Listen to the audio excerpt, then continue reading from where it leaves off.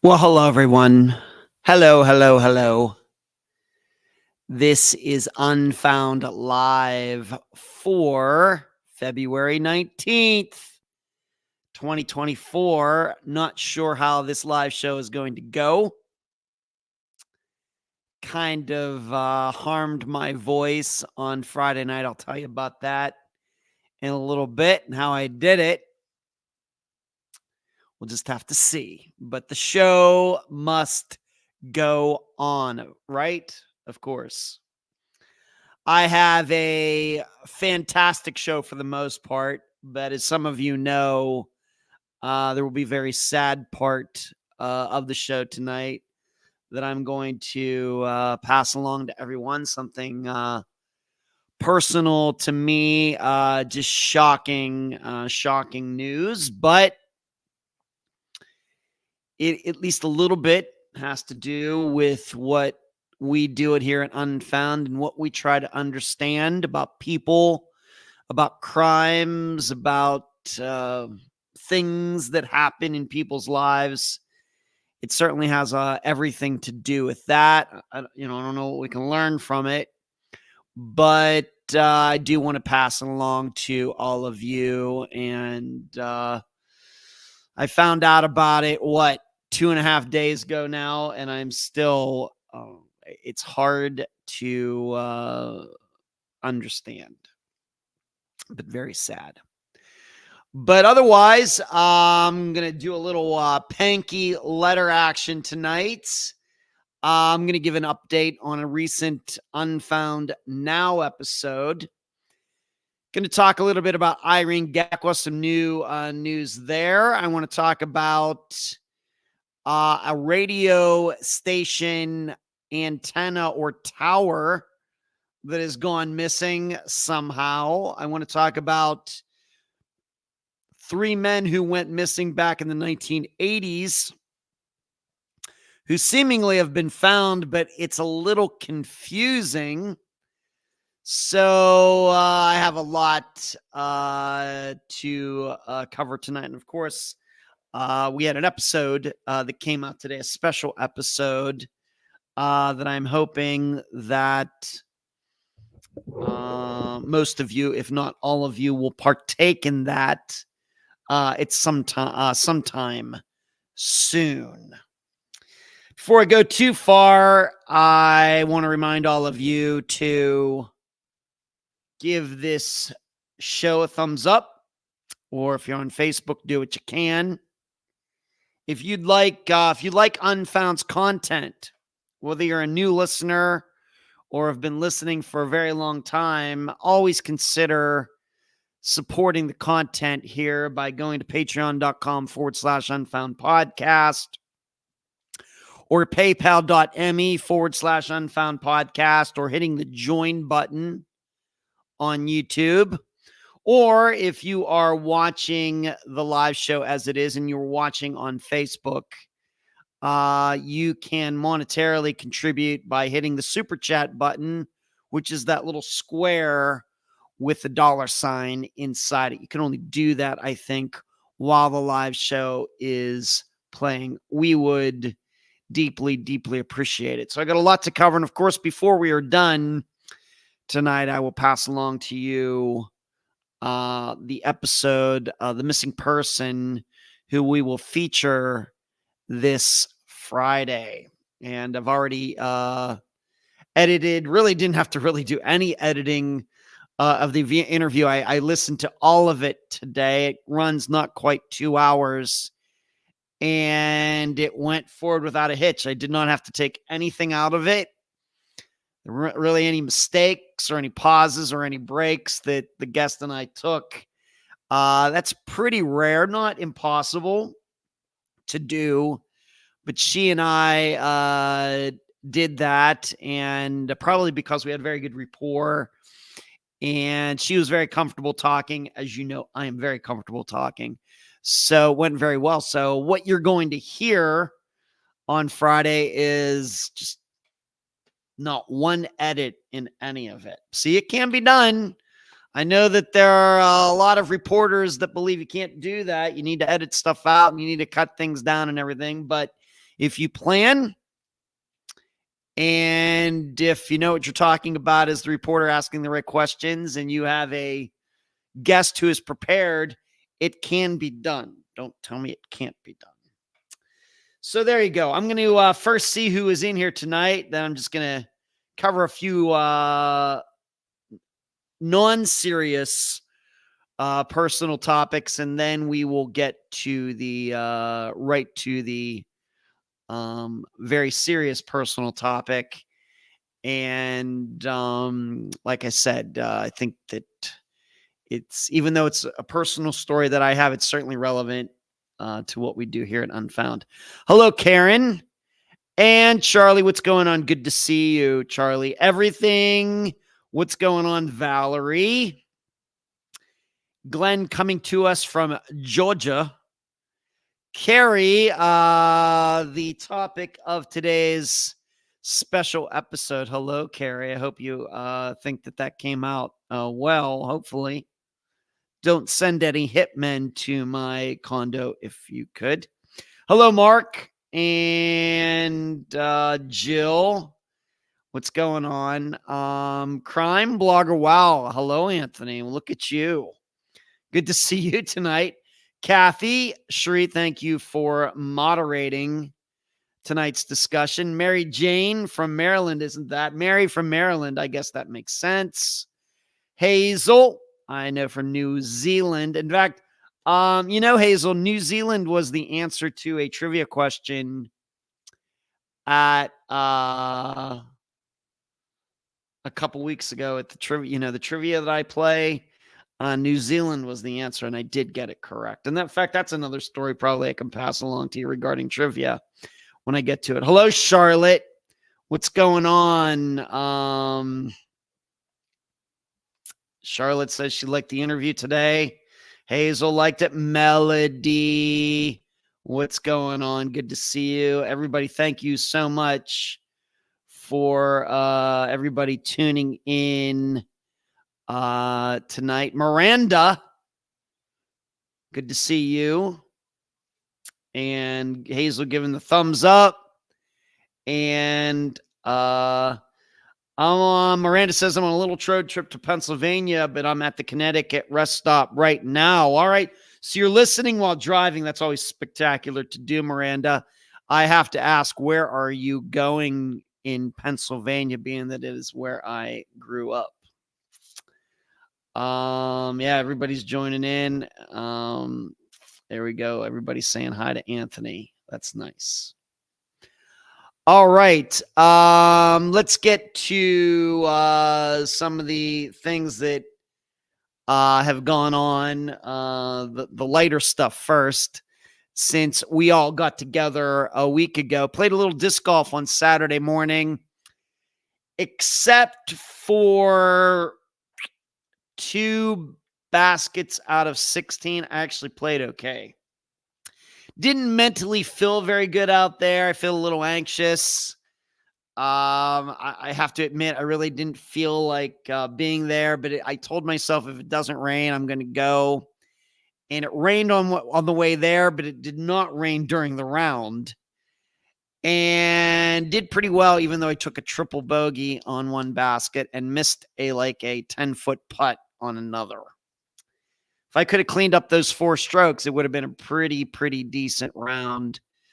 So the other 16 baskets, I guess I can't complain, even though over there, Taylor, I've certainly shot a lot better than that. But given my mental disposition on Saturday morning, I guess that's okay. And on top of the fact that I haven't been getting out and practicing very much. I don't play again until not this weekend, but 2 weeks from now. I'll be playing over on the University of South Florida campus. They have a disc golf course over there that doesn't get played very often because it's only open during school hours. But they're having a tournament over there. And at least at this point, I am scheduled to play. We'll just see if I decide to go or not. But so that's what's going on. As far as my own personal disc golf exploits. but I have another disc golf story that will be coming up in a little bit. In other news, many of you know that on Thursday nights, I go play trivia with my team, made up of my brother, his wife, and then some teachers, if not retired teachers, from Largo High School here in Pinellas County. And as if you've heard me say many times, we're pretty good. Would you believe that the restaurant slash bar that holds the trivia went out of business? Last Tuesday night, it was open. In fact, they had trivia there. Wednesday morning, it did not reopen for business, and it is now closed permanently. I'm not sure what happened. Did they just go bankrupt? I don't know. Did the owner just get sick of running the business? I don't know. Since I moved to Florida in 2011, maybe starting early 2012, we've been playing trivia over there. Of course, they moved locations, and they were at the current location for like 10 years. I'm thinking they maybe 9 years, maybe 2015, maybe. So they had been at that location, and it was always busy on trivia nights, but other nights, I don't know, because unless I was playing trivia there, I really didn't go. So I don't know what kind of business they were doing on other nights, but they didn't tell any employees. They didn't give anybody 2 weeks notice, nothing. People got up on Wednesday morning to go to work. They got there, and it was all shut down. And the place is called Fat Cats. And it was so quick that actually 2 days ago on Saturday, they had like a liquidation sale. Anybody could go in and buy anything they wanted out of the restaurant. I guess like they had flat screen TVs and anything. I guess you wanted to buy the oven or whatever, you could do that. I mean, it was just boom like that. And in fact, kind of funny was that just a couple days before they went out of business, they had posted on their Facebook page about some Valentine's Day specials. Well, they went out of business before. They shut down before Valentine's Day even got there. So I don't know. I know who the owner is. I really never talked to him. I had seen him in there when I would be there for trivia. And I know some of my other teammates had talked to him, got to know him, but I don't think that I said 3 words to him in the 12 years that I was going there. Just never had an occasion to. So Fat Cats is out of business. But what that means is we already have a different place picked out. And it's a place actually we had tried out before years ago, maybe 2016, 2017, something like that. And it's called Finley's. And it's really not that far from Fat Cats. It's farther away from me than Fat Cats is. It's like on the other side of Fat Cats. It's actually closer to where my brother lives. But it's not really that far. And they do trivia a little differently. So our team will be getting together on Wednesday nights. So I guess that what this means is that when I do the Dr. Telesco show on every Thursday now, I won't be missing trivia anymore, which makes me happy. So let's see what everybody is saying here.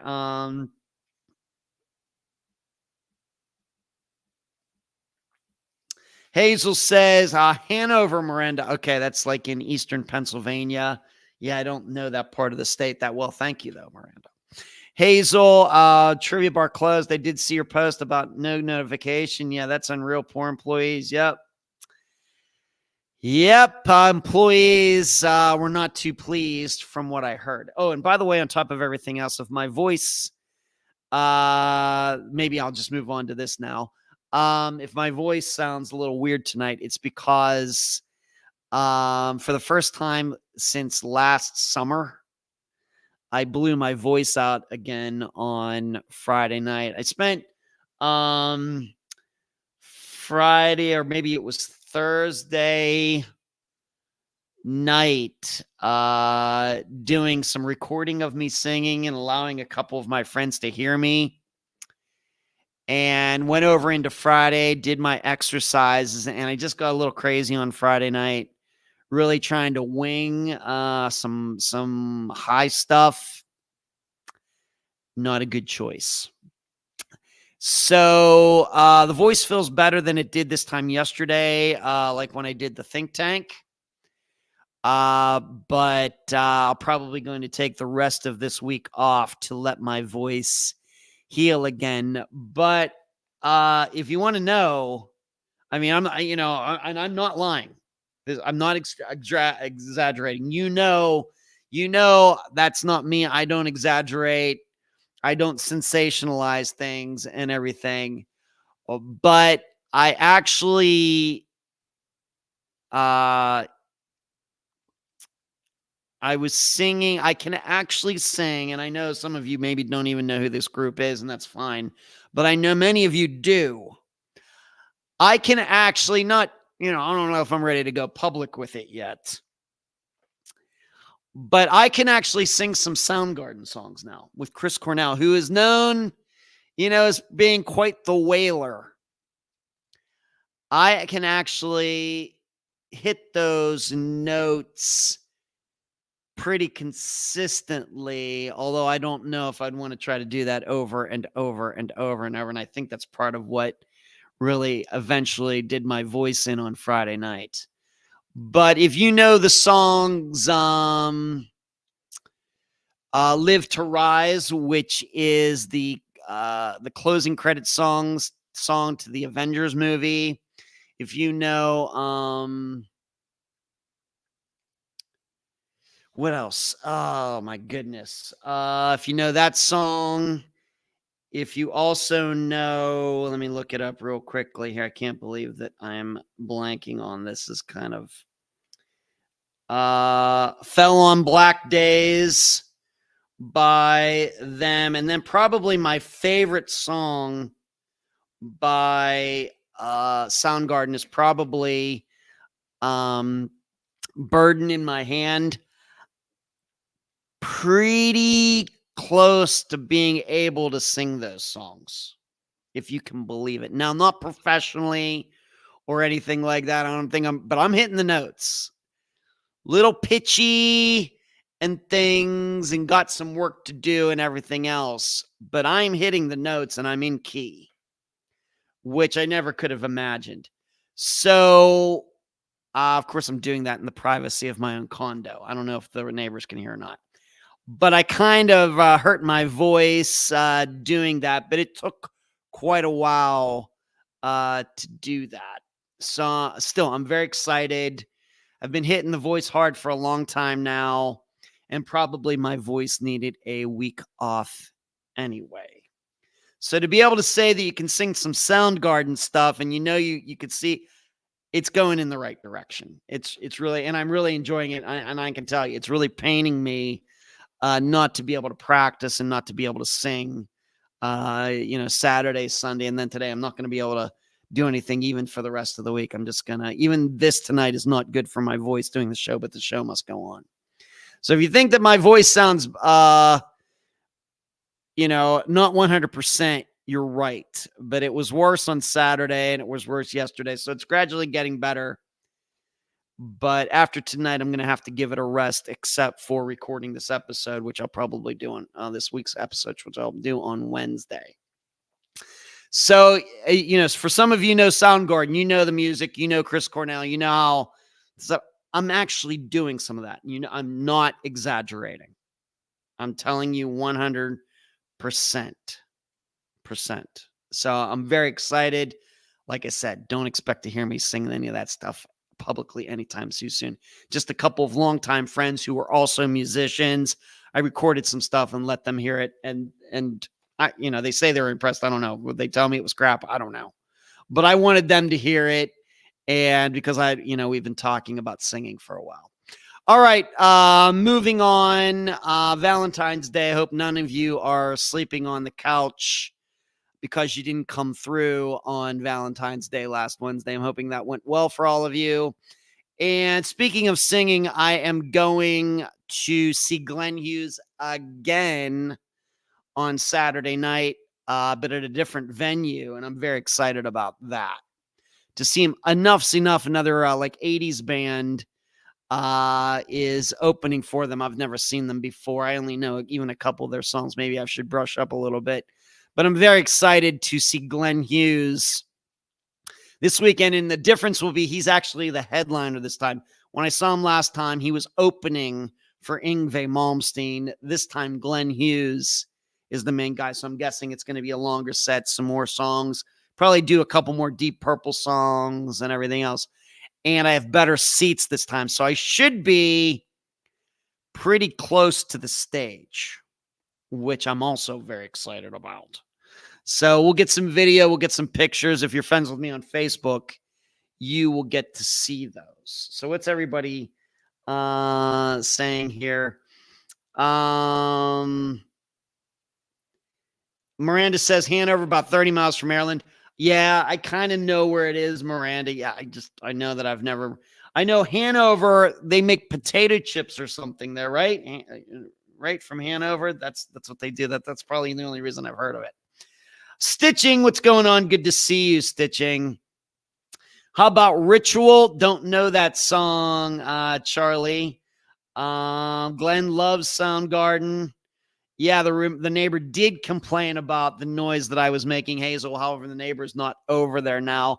And to be honest, I have moved my practicing to daytime, so nobody has any rights to complain now. Is it worth hoarding your voice for? Doing the show? Yeah, the show. Unfound always comes first, Hazel. And voice, it'll heal. It'll be fine. I'm not too worried about it. But I'm really, really enjoying it. And I'm singing a lot of songs that I never thought that I would even have a chance to do. And so that only makes me want to practice more. It makes me very eager. But sometimes you just have to back off and take a break. And maybe that's what my body was telling me. Reaching those difficult notes. Well, it's the music that I like, Hazel. So yeah, I am going to have to sing those notes. Because I got into this because I was always, a lot of the music that I've liked for a long time, the singers are just superstars.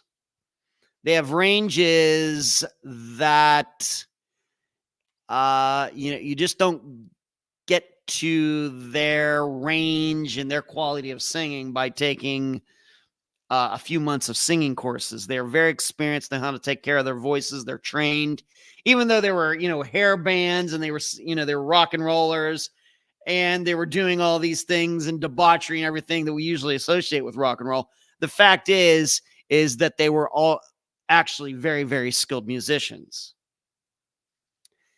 And it bothered me for a long time that I listened to all this music. I love it, but a lot of it I couldn't sing. I'd have to sing it like in falsetto or an octave down or whatever. And it just finally got to me. And I said, I wonder if I can sing like these people. So I started taking this online course last year.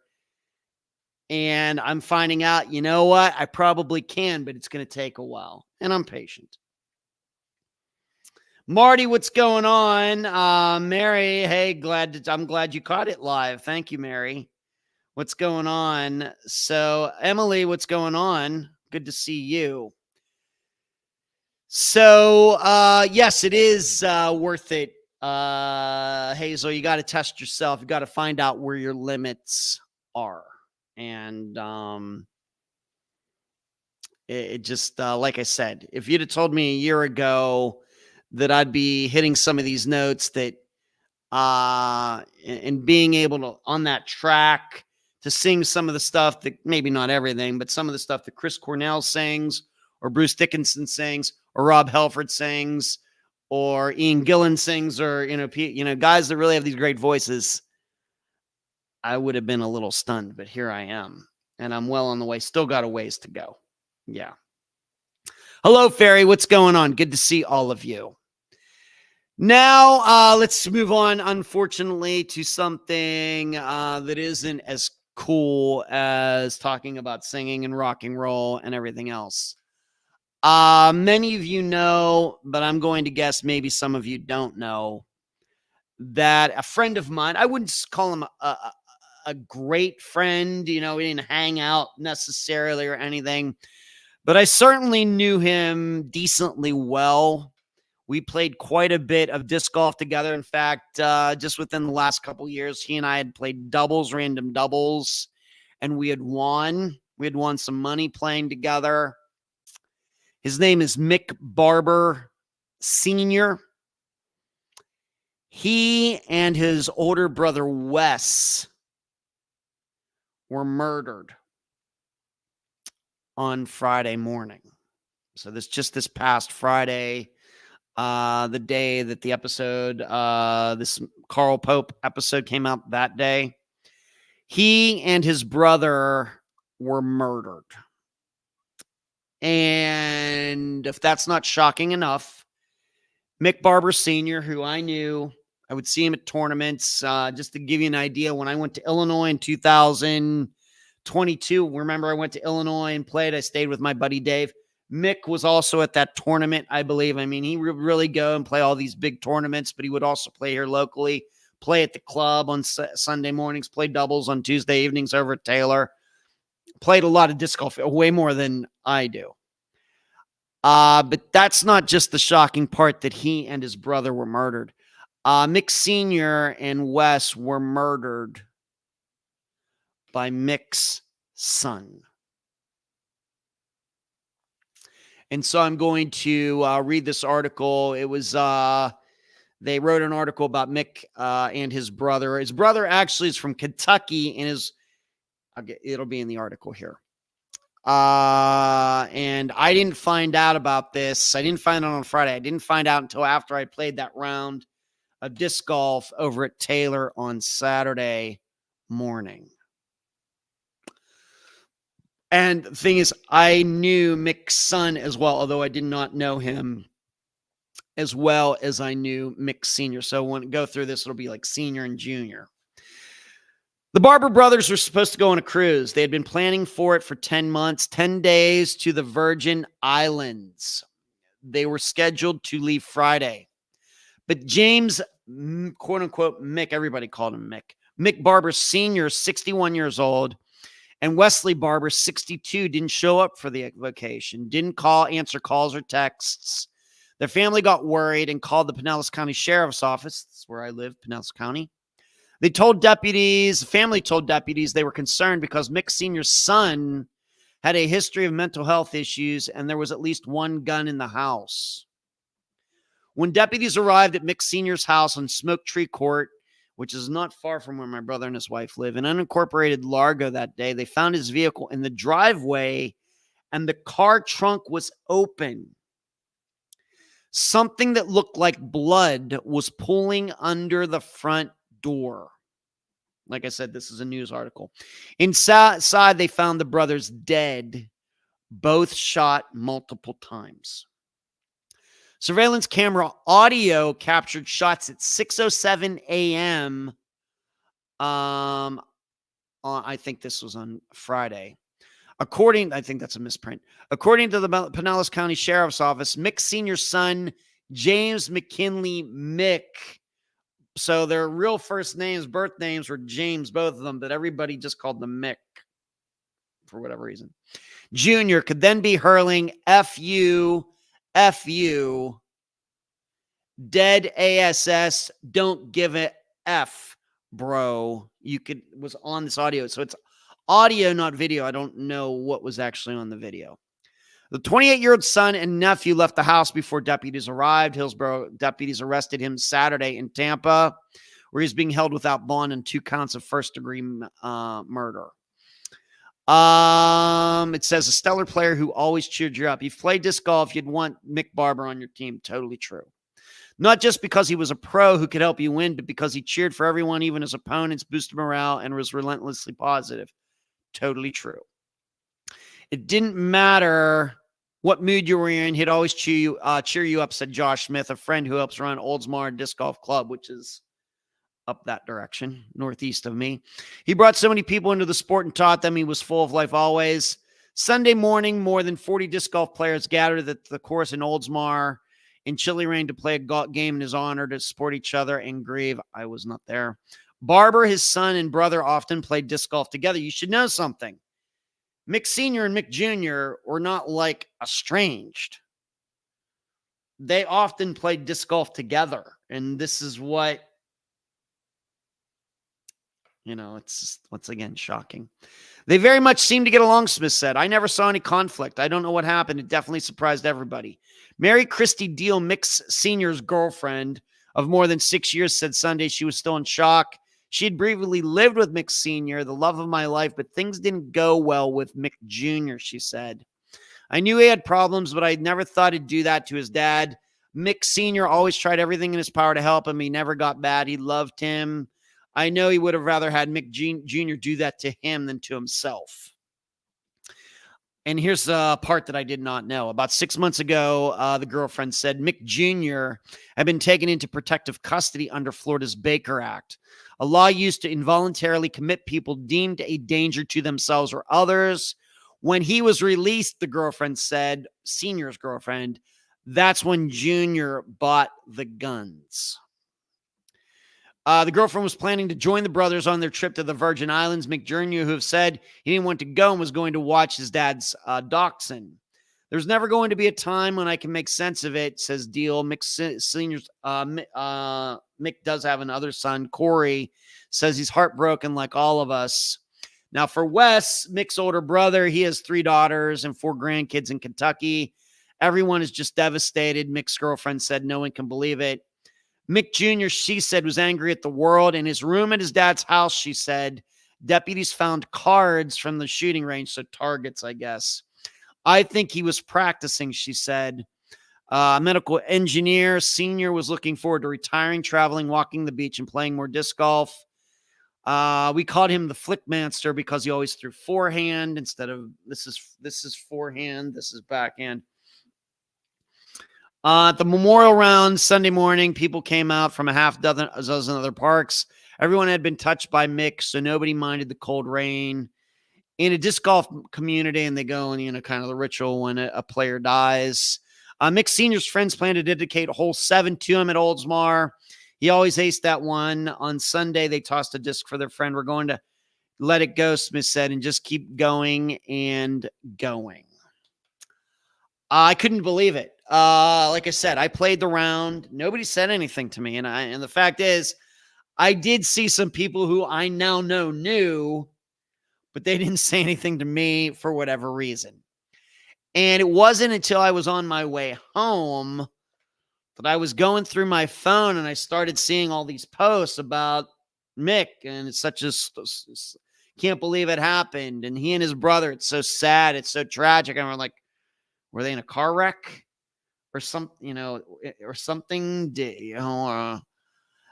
and it turns out, like I just read this article, that something happened and Mick Jr. decided to shoot his father and his uncle. And as it said, if early in the article, it appears that now, were they taking the cruise? There's really only mainly 2 places you take cruises from here in Florida, either here in Tampa or down in Miami. I have no idea where they were going to be leaving on this cruise. 10 days to Virgin Islands sounds nice. So I don't know that, but it sounds like Wes and Mick Sr. were actually in the process of leaving when this happened. Or did Junior shoot them and then go get something out of the car and never close the trunk? I don't know. Being that it said that there was a pool of blood under the front door, it would mean to me that even though this happened early in the morning, that Wes and Mick were already up. So it kind of means to me that that they were in the process of leaving and getting to the port, whether they were going over to Tampa or were they going down to Miami. Once again, it doesn't say here. I really don't know. But not sure what went on here. I did hear a couple people were saying that Junior suffered from schizophrenia. This is all news to me. I played disc golf with Junior years ago, but he got to the point he was so good, he wasn't playing in the division I was in anymore. But I played disc golf with him pretty regularly, maybe going back 2015, 2016, something like that. Always got along with him. He was very much like his dad as far as I knew him. But something obviously happened. I don't know what. Now, I know that I've posted some articles about this, but if any of you who already knew about this, if you've clicked on any of those articles, a couple of them do show his booking photo. And just looking at him, I wouldn't have, first of all, I wouldn't have recognized him. Would not have recognized him, because you can go on his Facebook page still exists, Mick Barber Jr.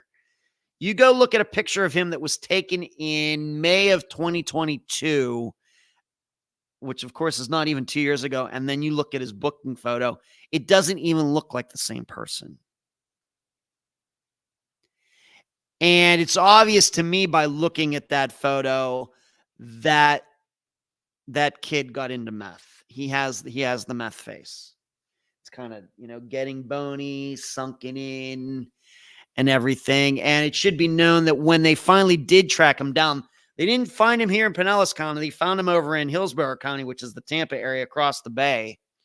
And he was at some drug house when they tracked him down. When the sheriff's office over there tracked him down and took him into custody, that's where he was. So, I don't, if he was, the thing is, and it's kind of like this disappearance we just featured on Unfound, Carl Pope. And it's even a discussion we got into the think tank yesterday evening on Patreon. Where is that line between mental health issue and just being on drugs? Because we know there are a lot of people who have mental health issues that don't end up doing hard drugs, certainly.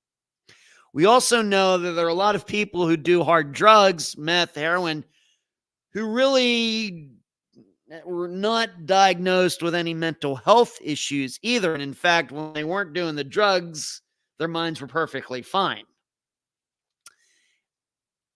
So where is that line when you start looking at somebody like maybe a Carl Pope or a Mick Barber Jr., and how do you differentiate all that? It's very, very difficult.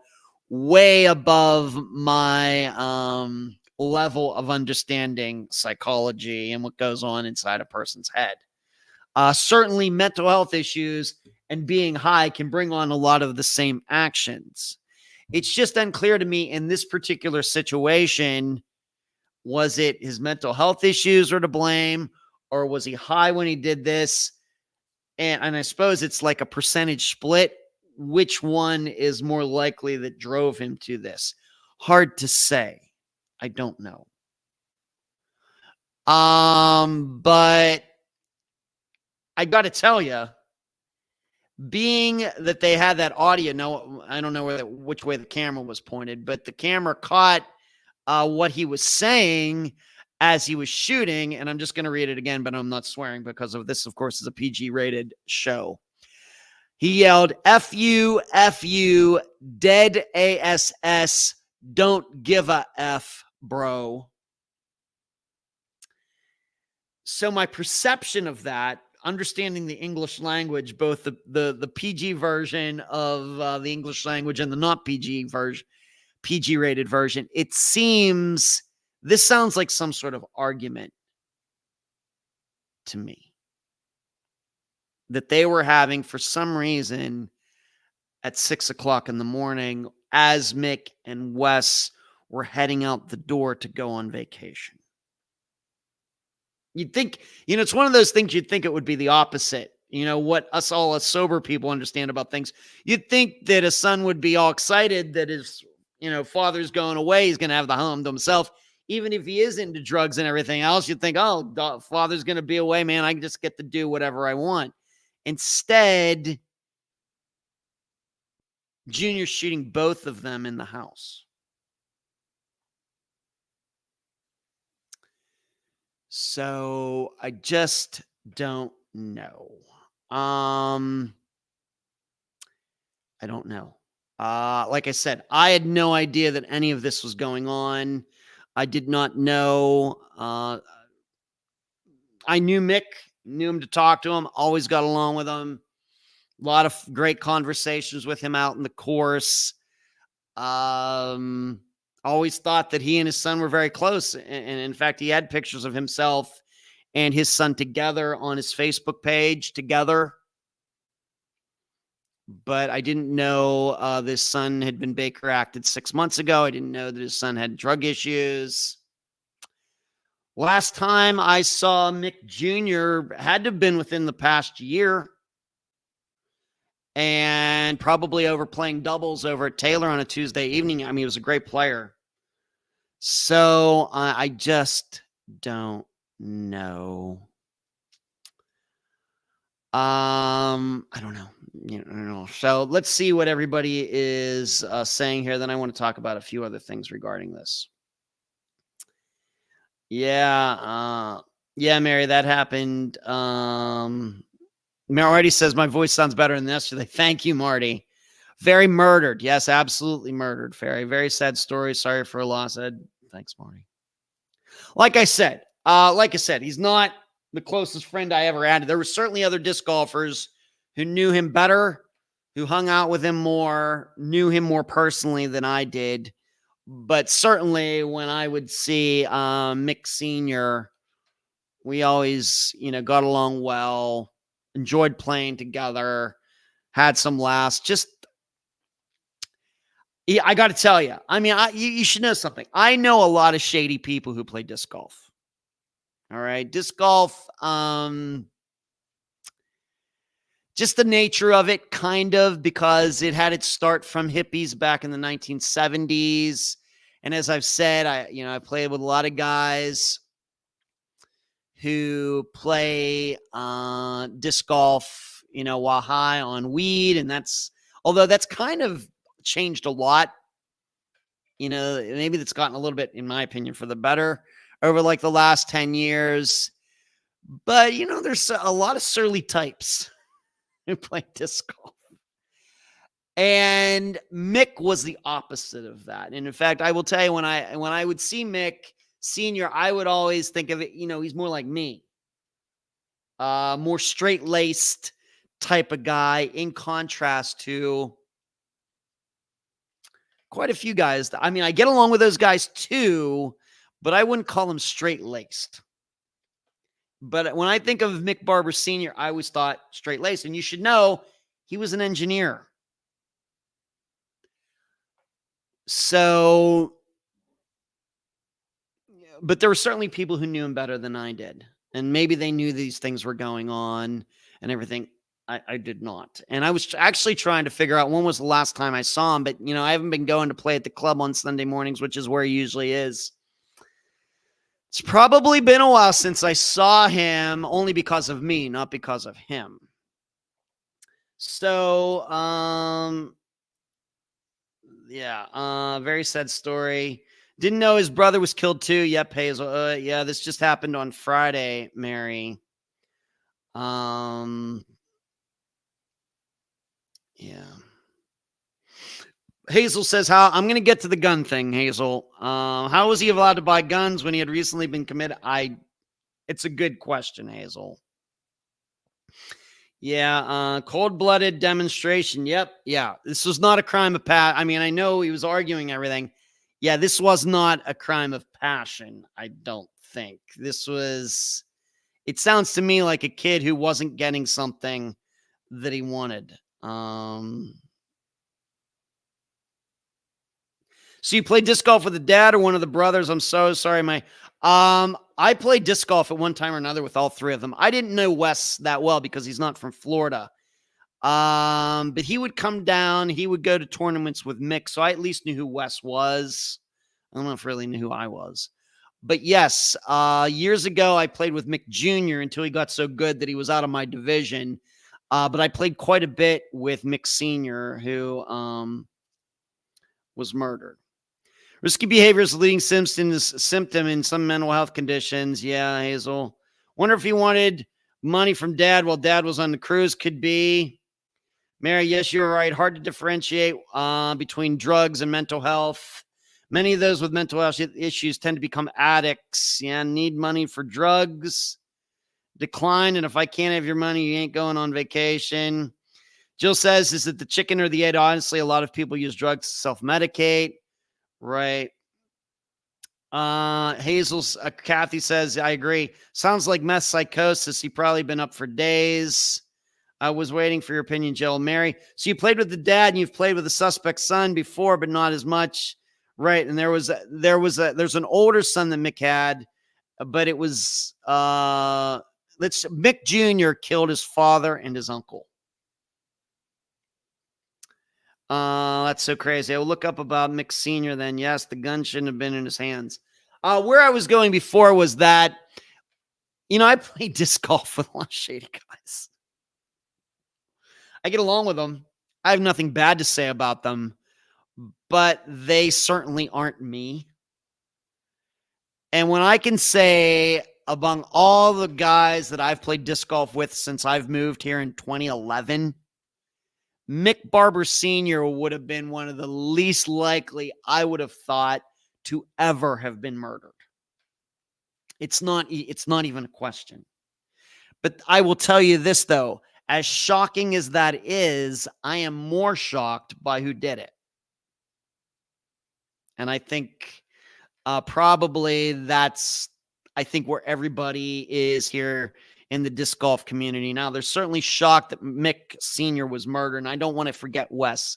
I just didn't know him that well. Of course, there are people in Kentucky who knew Wes better than they knew Mick, but I'm just talking knowing Mick as long as I did, playing with him and everything. And he was a really good, should know, he was 61. Great player. Great player. Way better than me, even though he's like 8 years older.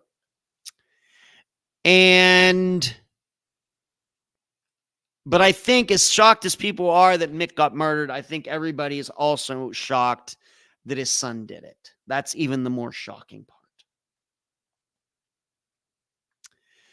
So, but you should know, this is not the first friend of mine who has been murdered.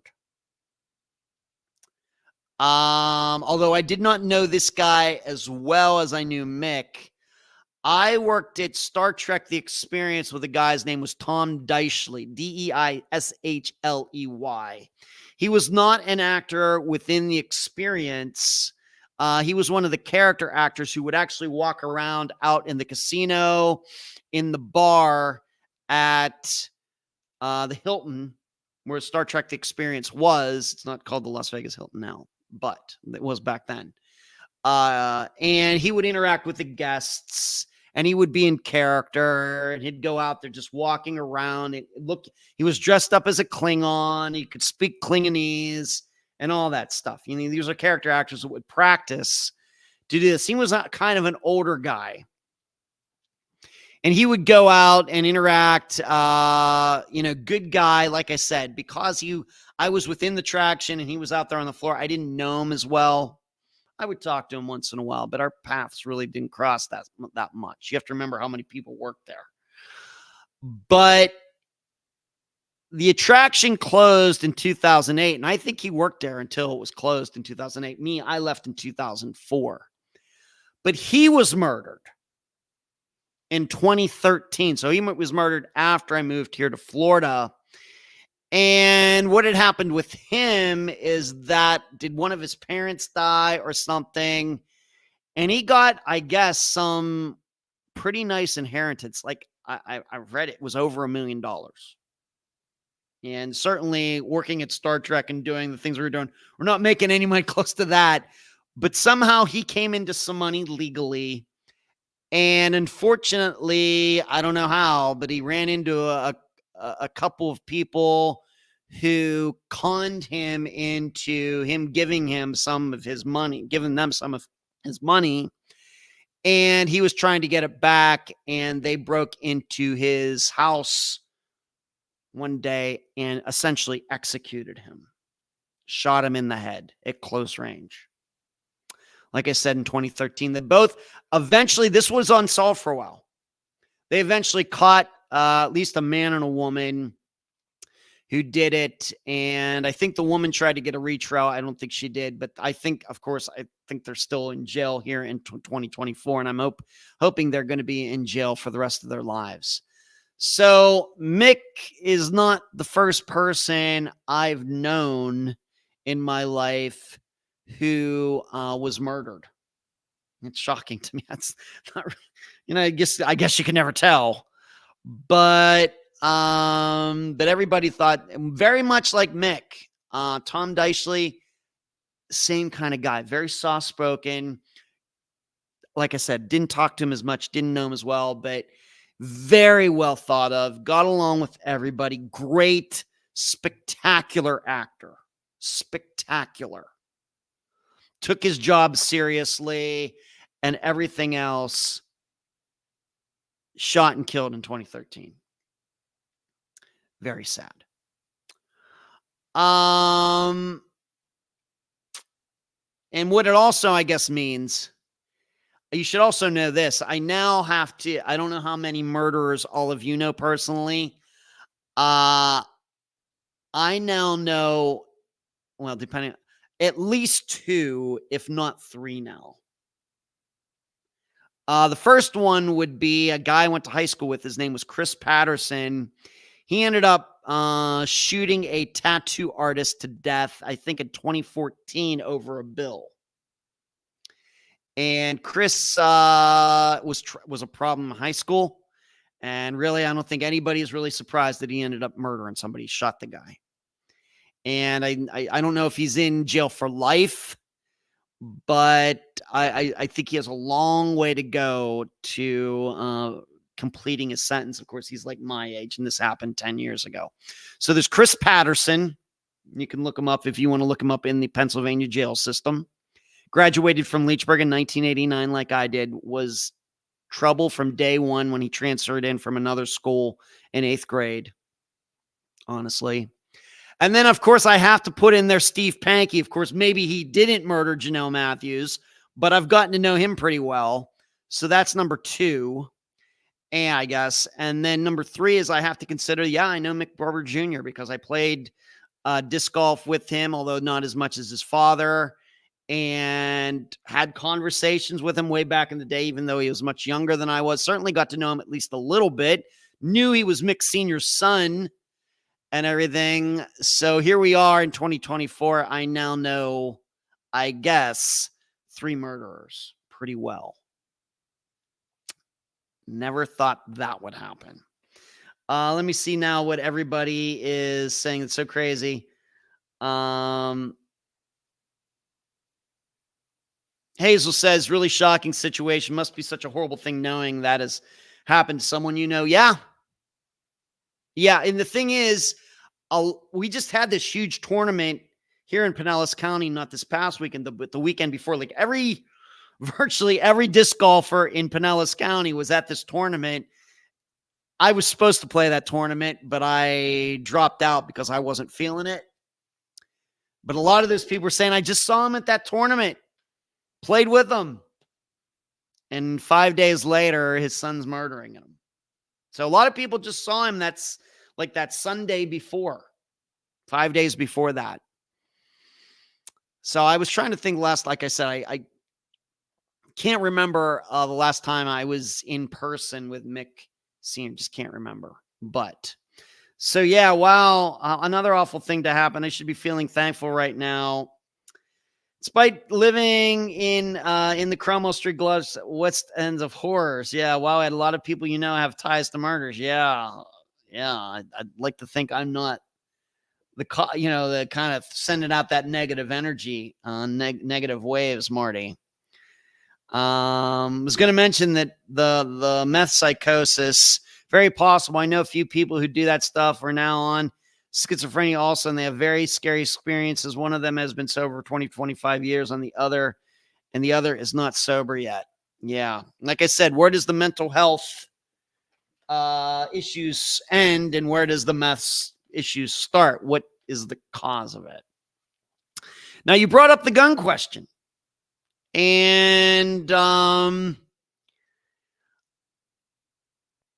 I don't know. I can't answer that.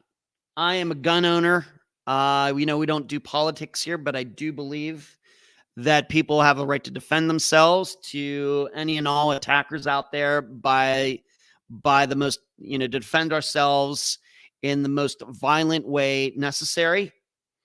I believe that, especially for women, I think it's good that guns can be bought by women in the United States, because the last thing a woman wants to do is get into hand-to-hand combat with a man.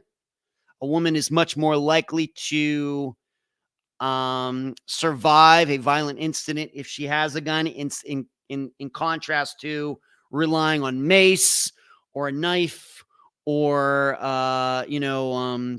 kicking the guy in the nuts or whatever else. The last thing a woman needs to do is allow a man to get closer to her to overpower her. The good thing about guns is they are weapons from a distance. You do not have to be close to somebody to hurt somebody. And this is a real advantage for women if men want to attack them. So I believe all that. I know people think differently. I'm not here to get into the argument on this. And I know a lot of other countries think differently. I get it. But what's clear to me, I don't know why or how he was able to buy the guns, but here's what I'm pretty sure of. The reason I think he bought those guns is because he bought them right after he was Baker acted the first time. I'm guessing he bought those guns because he wasn't going to allow that to happen to him again. That if somebody came to get him and take him away, he wasn't going back. That's what that says to me. That's how I define the timing. When I bought my first gun in the beginning of 2016, the gun that is sitting right over there, by the way, my Glock 19. Yes, you have to fill out the paperwork, and I thought something on there was about mental health and everything, and you have to fill that out. I think every time after that. Pretty sure it's been a while, and it's been a little while since I bought my last gun. But I realized that when these things happen, whether it's something like this, or there's a school shooting, or something like that, a lot of calls in the United States. We need to take these guns away. But what I would say is that everybody else who is sane and law-abiding should not bear the responsibility of people who aren't, of extreme people. I guess, in other words, what I'm saying is taking my guns away does not make the world safer. It makes me less safe. It makes me less safe. That's a fact. For those people out there like a Mick Jr. who lose their minds. Taking my guns away as a law-abiding citizen who is sane does not make the world any safer. So, are they going to look into this? I don't know where he bought the guns. I have no idea. Are they going to look into the legality? Was this some sort of illegal purchase or something? I think it's worth looking into. It's not going to bring Mick Sr. and West back. But as I continue to say, as we've talked about on Unfound, not just in the United States, but seemingly everywhere in the world, mental health issues are going up. And I think it's a combination of reasons, but I guess we could say that there is some relationship between mental health issues and addiction. Because addiction's going up. I don't think we should be surprised that mental health issues are going up. The mental health issues are going up should not surprise us then that addiction is going up. And in addition to that, we have a suicide rate. I've been looking more into this, is that it's not as drastic a change as I thought from the time that I was born, but the suicide rate in the United States is not good. I don't know. I mean, of course, we wish it were zero, but for the situation that we are in the United States and everything, I think that suicide is being driven by a lot of these other issues that we just don't seem to have. We don't seem to have a handle on them. So, and in addition to that, we have a bunch of people out there who want to commit suicide, but don't have the guts or whatever to do that, or they may be a believer of religion. Well, if I do this, then I'm going to hell, if you believe in that type of thing. And so what do? They take a gun, they go out into the street, point it at people, and hoping they get shot. The cops show up, they run out there with a gun, cops shoot them, they're dead. So, of course, we know what we call it, at least in the United States, suicide by cop. And this actually makes these people, I think that's the reason they do it. They're afraid to commit suicide themselves, so they get somebody else to shoot them. So, but this is certainly not what happened here.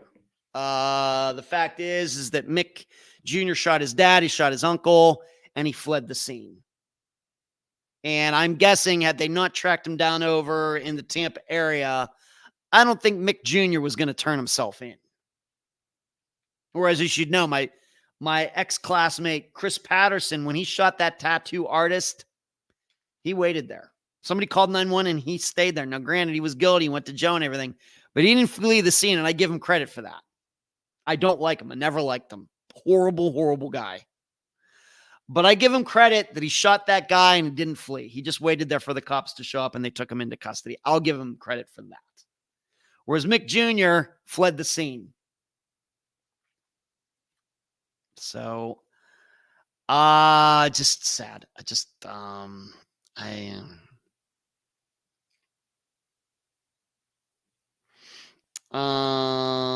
see here. Cherie, yes, you do in Texas. Mental health, medication, use, treatment, confinement are checks. Yeah, it's crazy. The people, not the guns. I came over here, y'all. I was only a viewer on Facebook. Yeah, we need to do something about getting more Facebook users. I agree, Mary, for this. Exactly, Sherry. Should be mandatory. I think mental health needs to be made more of a priority in the world. Charlotte, Ed, did you hear about the grandfather in San Bernardino accidentally backed into a woman's car when he's backing out of a Walmart parking lot? Yeah, and the woman shot him and took off. I did see that story, Charlotte. I did see that story. I did see that, and almost can guarantee that woman shouldn't have had a gun either. Mark, after something like this, people always say how they could have got a gun. Doesn't really matter how they got it. They would have found an illegal way. That's my thinking. Once again, we're not trying not to do politics here, Mark. I will just talk for myself in my own possession of guns. Taking my guns away does not make the world any safer. Carrie says mental health funding is seriously lacking in a lot of places. Yep. Not enough resources in the UK and New Zealand. Mary says, I think this was mental health and addiction combined, and I both are such big problems. They fuel one another. Fairy, well, unfortunately, didn't like being locked up against his will for mental health reasons, but now spend the rest of his life up. Two good men are dead. Yeah. What I don't know is, did Mick Sr. know that his son had gotten a gun or gotten guns, or he had 10? I don't know. Did he know this? I have no idea. I don't know.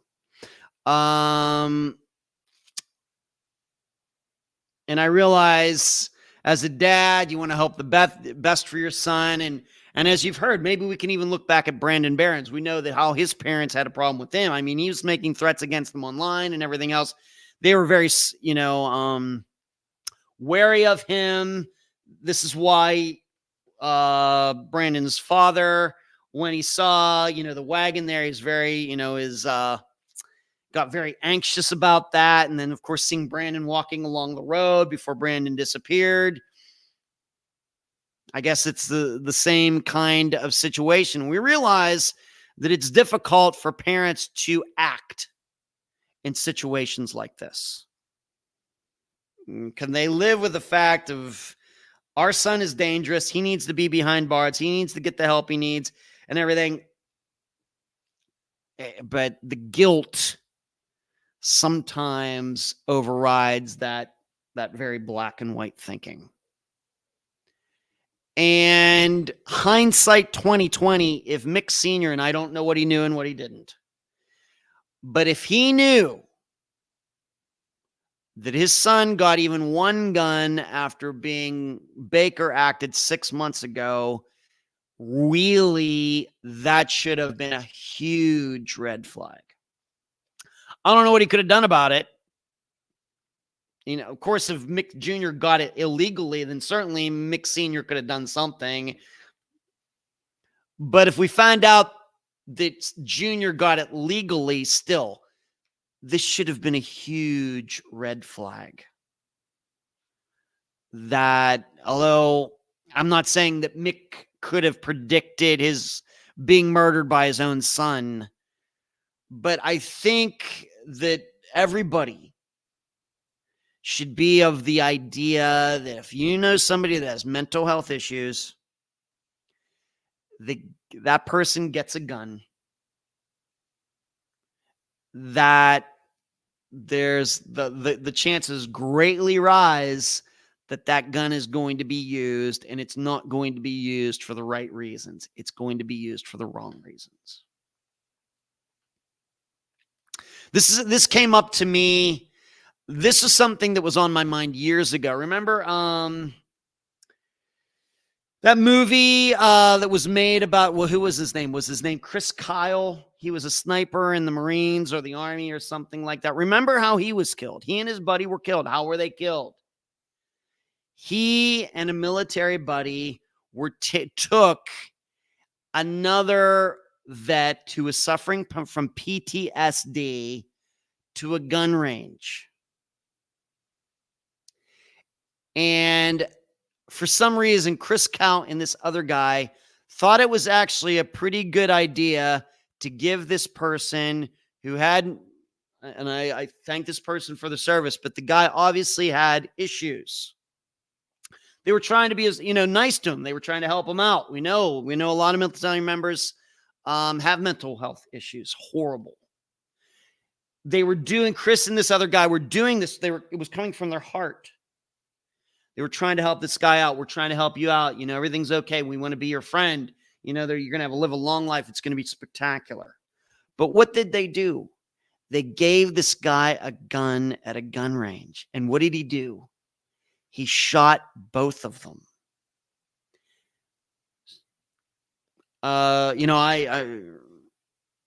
Stupid. It's just stupid. I realize they're trying to help this guy. They feel bad for this guy. Trying to make him feel better. Trying to make us take him golfing. Don't give him a gun. Stupid. And of course, luckily, I feel horrible for everybody involved. But we should be thankful that the only two people who got murdered there were the two people who actually gave the guy the gun in the first place. Thankfully, nobody else at the gun range got shot. Thankfully. Nobody else outside the gun range got shot. Thankfully. It could have been way worse. But we have to realize these things. We feel bad for these people, mental health issues and everything, but we cannot give these people these tools that then they can use on us, no matter how much we feel bad for them. And I start to wonder, what did Mick Sr. know about what Mick Jr. was doing? We don't know. But if he did know that his son had a gun, that should have been a huge red flag. Should just, this is one of those things where, I know you didn't make, like I said, Mark, I know you didn't make a political statement, but we know how quickly this can go off in that direction. It's my job, of course, to lead the discussion. But I'm just not going to go in that direction. I get it. Generalities. I just give the thumbs up. Hope everybody, please give this video a thumbs up as you're watching tonight. Talking about, of course, disappearances is a very serious topic. But murder and mental health and addiction and how people get guns and everything is certainly a very important topic too. And here it is hitting close to home for me, for me. At that point, what can you do? It's a time bomb waiting to go off. Great movie, sad story. Yeah.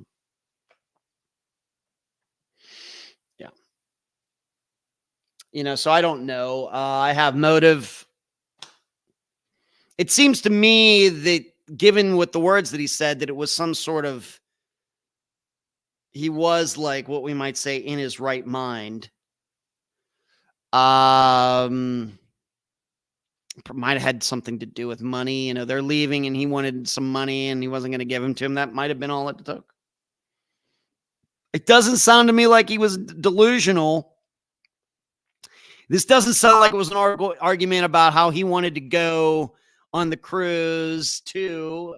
They didn't want to let him or something. It just sounds to me like, or maybe Mick said to him, I'm not allowing you to stay here while we're gone because of what you're doing. Could have been that. We may know. We may never know. I really don't know. I don't know. So that's that topic. Mick Sr. and Wes, I hope you rest in peace. I'm not here to get anybody in any person's belief system or anything else. But if there is an afterlife, whatever it is, I hope it's a peaceful one for both of them. I just can't imagine.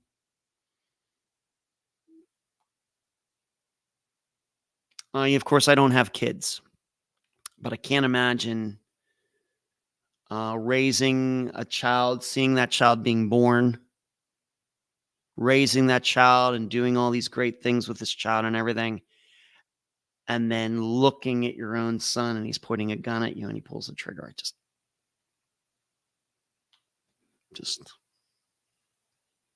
don't know. I don't know. So there's that. Like the Crumbly situation, I think they were trying to get their son what he wanted so he could develop his interest into a hobby to make him happy, but just failed him mentally in so many ways. Yeah. Okay. All right, so that's that topic. Everybody, I hope you just remember, I linked to the article regarding Mick and his brother Wes. It's in the discussion group on Facebook. I hope that you will go and read it and learn a little bit about both of them. Of course, I read it, but I hope you will take some time, go read it for yourself. And I know here within Pinellas County, that nobody, at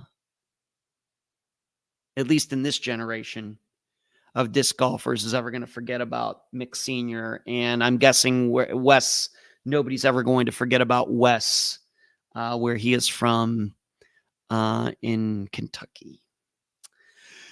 Moving on, the Carl Pope poll. Of course, this was past Friday, and like I said, kind of the same situation. We had a guy who had an addiction and had mental health issues. And even in his situation, he had pulled a knife on his mother. People were, were very afraid of him and everything. Between the discussion group, the think tank, and myself, we all agreed that most likely Carl Pope caused his own disappearance. That this was probably a situation like maybe like Robbie Hurt or Noah Davis. He was high, walked off, never to be seen again. Not sure what to make of his debit card or whatever you want to call it being seen. Could have been a made up story. It's just hard to tell, really. But being that it seemed to be money in there, then it seems to me if somebody killed Carl, that they would have gone after that money. Given that there was still money in there, just leads me to believe that Carl caused his own disappearance.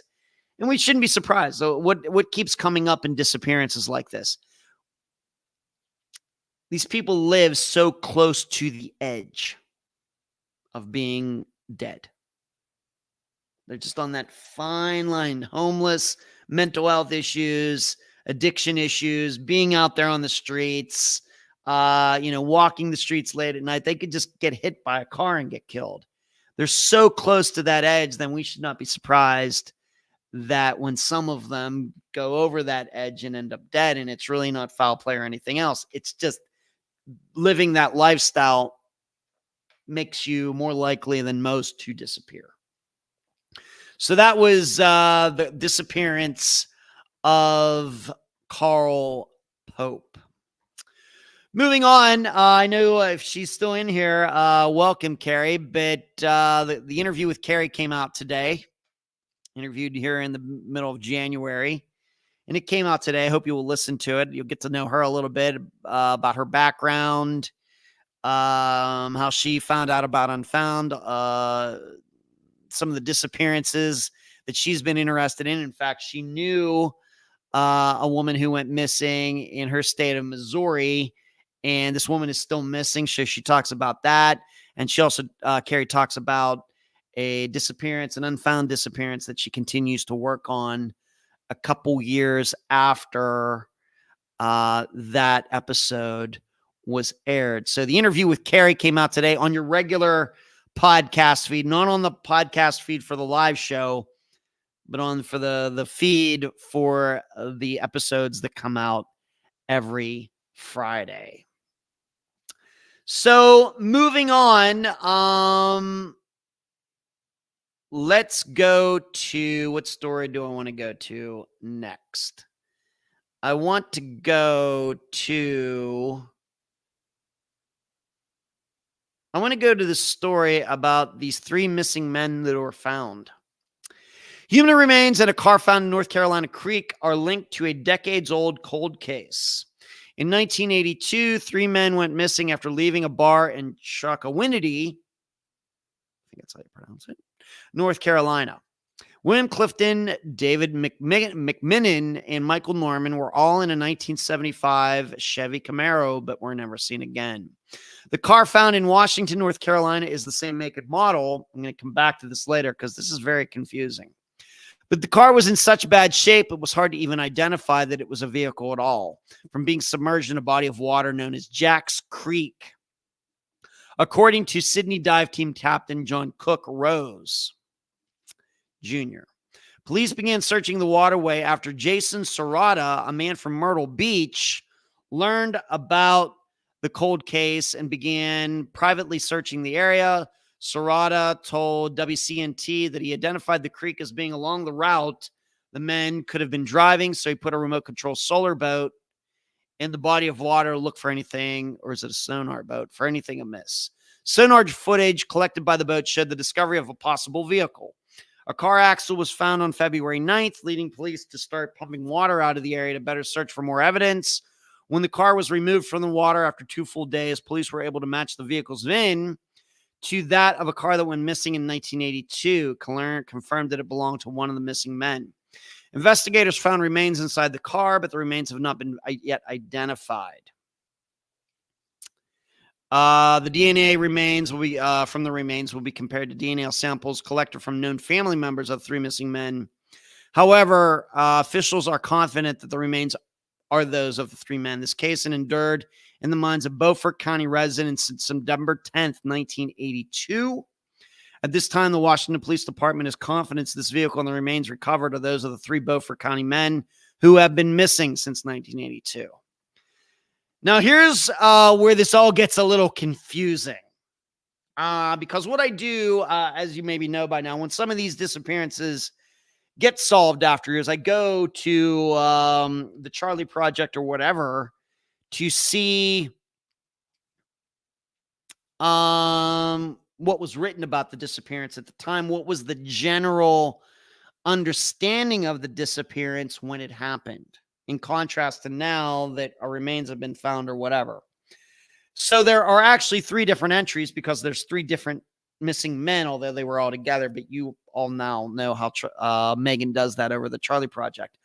I'm just going to read the page, the entry for William Clifton. And I'll be reading this and I'll get to the confusing part. I think you'll notice it right away. Clifton was last seen at the VIP and now defunct tavern in Chocowinity, North Carolina on December 10th, 1982. That evening, he had gotten a phone call at his home on West 2nd Street in Washington, North Carolina. They quickly left afterwards. His wife thought he was going to pick up Christmas gifts for their 2 children. I guess not. He was sighted at the VIP with 2 other men, David McMinnon and Michael Norman. The 3 of them left together before last call. None of them were ever seen again. At the time of his disappearance, Clifton owned a black over white 1975 Chevy Camaro with a North Carolina license plate number DLS 42. 2 months later, the vehicle was located in New York. An arrest was made in association with this, but no details about the arrest are available. Do you already see the problem? Of course you do. You're also very, very intelligent. The article I just read said that the Camaro was found with the guys in this creek. But an article from way back at the time of the disappearance says that the Camaro was found stolen and finally located in New York. Now, certainly both of these stories cannot be true.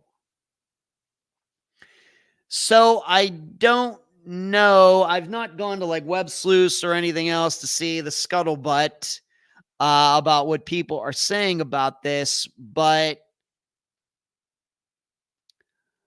that's a little confusing. How can the Camaro be in New York, but then also be found at the bottom of this creek over 40 years later? It's a little hard to understand. After the 3 men disappeared, police at first assumed they had simply abandoned their families, which is stupid. That's a stupid thought. A report from Clifton's missing persons file said he had a domestic dispute the night he disappeared. Something his wife and daughter say is untrue. Clifton's daughter described their parents' marriage as very happy, and she doesn't think her father would have walked out on his life. His wife was pregnant at the time of his disappearance and later gave birth to his daughter, but her husband was unaware of the pregnancy. The 3 men's cases are unsolved, and the circumstances of their disappearances are unclear. Well, it seems they all 3 went out, were coming home, probably drinking and driving, drove off, drove into the creek, and they all drowned in the car. The problem is that the car that Clifton had seemingly was later discovered in New York back in 1982 or sometime in 1983. So I really don't know how that can be resolved. I'm hoping we've eventually get an answer to that.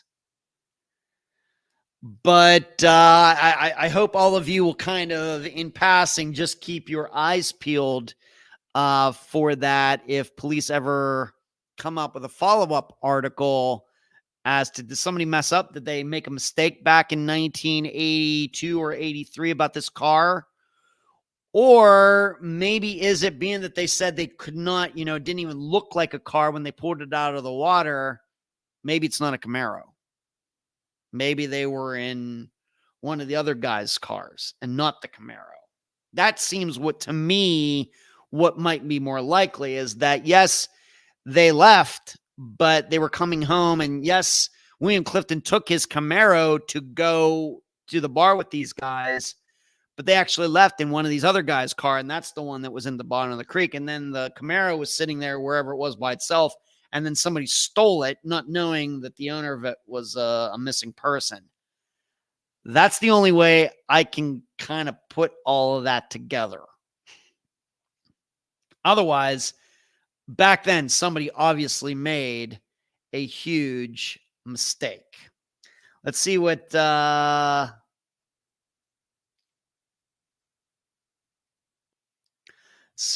Mary B. Everyone watch out for everyone around you, all kinds of ways. There's one thing we can do. I keep eyes and ears open. Got to keep your head on a swivel out there, Mary.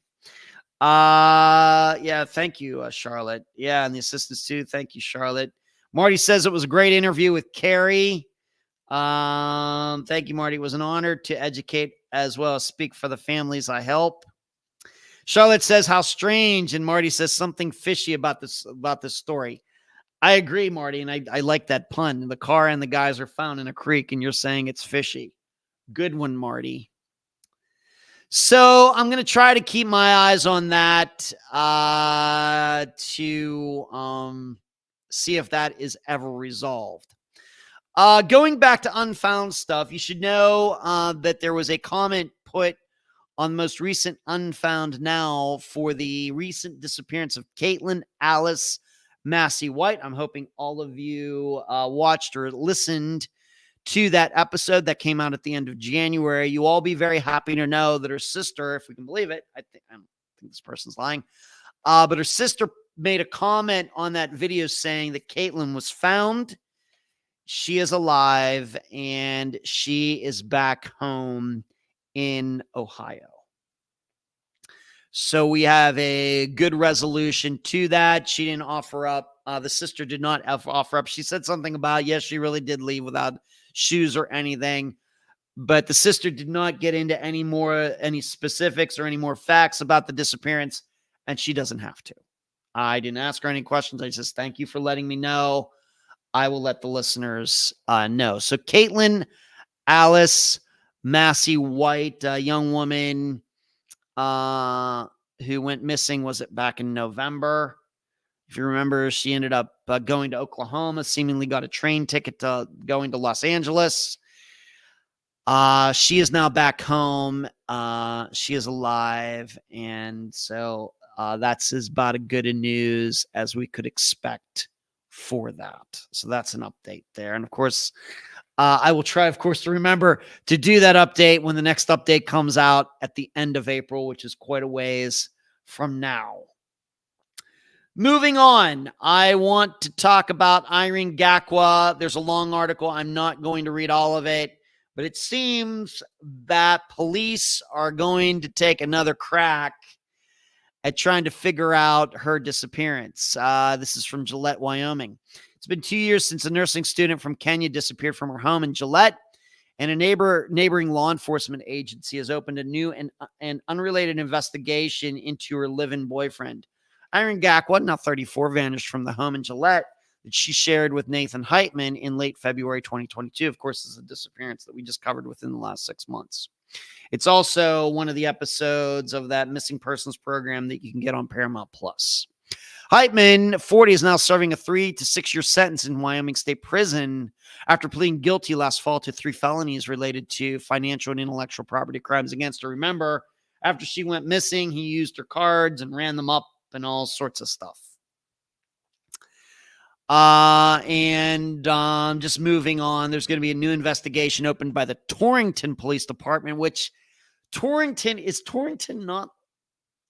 that the same police department that is in charge of the disappearance of what is her name? Oh my goodness. I can see her picture. I see her picture all the time in my when I go through my files. This is, of course, one of the maybe I'm thinking of something else, but I think that we covered another disappearance from Torrington, Wyoming. Did we not? I think we did. So I just can't think of the name. I hate when that happens. Should be more prepared, Ed. Yeah, I know. Not finding it on the list right now. No, no, no, no, no, no. Let's see here. I know this makes for terrible. Forget when that episode came out. Wasn't down there. I know somebody else is probably going to find it before I do. Renee Yergain, thank you, Kathy. I knew Kathy would come forward with me. Yeah, Renee, is that not the same place, Torrington? Could be wrong about that. But following Heitman was moved, Heitman said he was being threatened, and so they had to move him. And they're opening it all up. And for his part, Heitman maintains his innocence according to court documents and denies having anything to do with their disappearance. He contends that Gakwa left their residence late one evening in late February. He told police Gakwa came from dinner and said she was leaving before getting into a dark-colored SUV with her belongings packed into two black plastic bags. Heitman said she didn't tell him where she was going, only that she was unhappy and leaving Wyoming. And though Heitman admitted to police that he stole Gakwa's money when first interviewed, court documents said he did so as a means of coercing her into contacting him after she left. Okay. In the brief exchange with the reporter last May, Heitman said he's innocent. He would love to share a side of the story, but his legal counsel has advised against giving interviews. Of course, he has not been charged with any crimes regarding her disappearance. During his incarceration in Torrington, Heitman further shared in a written letter that he had been moved 3 times since arriving because there had been a bounty on his head from fellow prisoners. In his letter, Heitman said that his first and second cellmates knew who I was before I even said hello. While in Torrington, he said he was initially kept in isolation, but expressed a desire to be moved to general population. He also lamented losing everything he owns at the age of 40 as a result of his incarceration. Oh, woe is me, liking it to watching a train wreck and being tied down and unable to stop it. Oh, woe is me, Nathan Heitman. Kind of sounds like Steve Pankey. Heitman has not answered any additional correspondence since arriving in Rawlins. The thing I keep thinking about Irene Gakwa is that, call me shallow, but there's no way that Irene Gakwa could have been really attracted to this guy. Instead, I think that probably, she got to know him and maybe she just felt sorry for him. And as I have written in my notes, do not try to save people by getting into relationships with them. You want to save a living being of some type, save dogs, save cats. Don't try to save people by getting into relationships with them. And that just keeps coming back to me.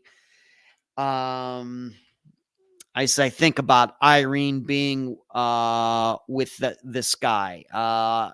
He was a loser all around. And here she was, educated, attractive, friendly, all of these things. And I think that her heart was just a little too big. Pretty sure. And it very well may be that her heart maybe finally started to shrink a little bit. She came to her senses. She wanted to get out.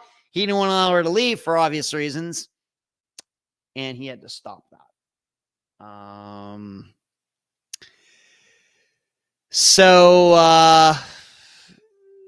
I think that's what happened here. That she felt sorry for him, and then her patience ran out, and he killed her. Pretty sure. And I hope, of course, that they can find her. I'm hoping he was incompetent as hiding her, as he seemed to be incompetent in everything else in his life. We can only hope.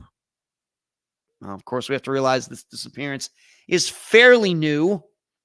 So there's still, I think, a lot of hope to go around that her remains can be found. Now, whether Nathan's going to help do that, probably not. But we just have to hope that he was incompetent in hiding her. Gary is Unfound Historian. Kathy is certainly the Unfound Historian. Touring exit off freeway where a car was found. That's right, for Renee Yergain. That is exactly right. Here, here, Ed. Save cats and dogs. Don't try to save people. Charlotte says, or maybe Nathan was threatening her family if she left them. Could be Charlotte. And I realized that at least part of her family were in the United States, but I guess it's a possibility. But I'm thinking that maybe she just thought that she felt sorry for him, and then maybe she started to finally see the real Nathan, and it cost her. Can't save people from themselves, Marty said. You're right about that, Ed. I've done it before. It didn't end well. I learned, though, regarding don't get into relationships. Don't try to be somebody's white knight. Whether it's a female knight or male knight, I don't care. Do not try to be somebody's savior. And I just get the feeling that that's kind of maybe what was going on here. I think Irene was being too nice to the idiot. I think so too, Kathy. Thank you. So they're still working on it. This is a very recent article. They're going to give it another shot. I give the police all the credit in the world. Fortunately, since this disappearance isn't too old, maybe they can find some electronic data or something that can lead them in the right direction. Some other unfound stuff. As you heard with the article that came out today, I would like to find a couple more assistants, as you're going to hear over the next coming Mondays. Next week will be Emily, and then the week after that will be Eric, and then Cherie, you go last. You're going to understand that I think all of them have really been enjoyed being in the inner sanctum of Unfound. I don't think when it comes to time that I ask a lot of my assistants. They make time when they can, and I deeply appreciate all of it. But I would certainly love to find a couple assistants who have a decent background in retail, a background in marketing, and a background in taking care of a website. I'm still looking for that. And I'm not asking for a lot of time a week. I think that any of those could be handled, an hour or two a week. And I think that anybody's thinking about this that has experience, that is relevant, that you're going to hear about from these assistants here in Carrie today, and then Emily, Eric, and Cherie.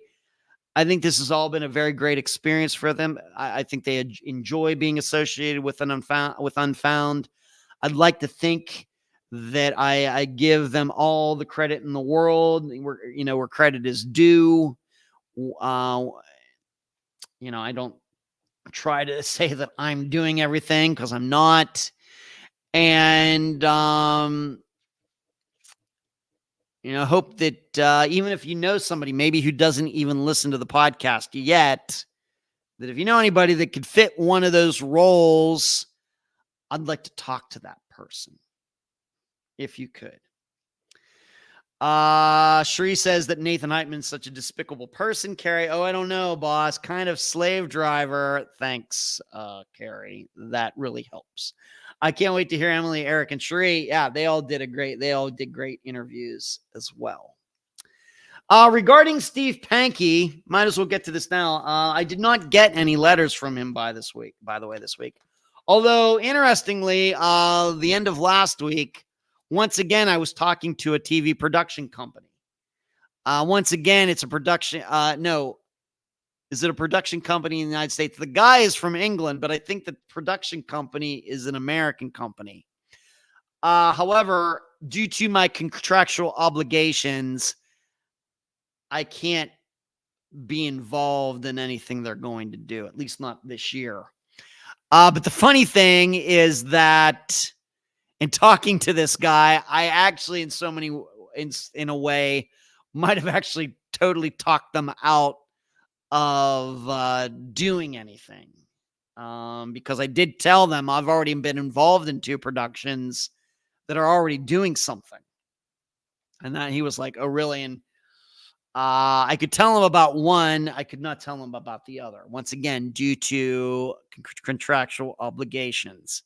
So I think by the time we were getting off the phone after, I don't know, it was less than a half an hour, I think he maybe had soured on the idea of them being involved in doing another, the coverage of the murder of Janelle Matthews and Steve Pankey and, and all of that.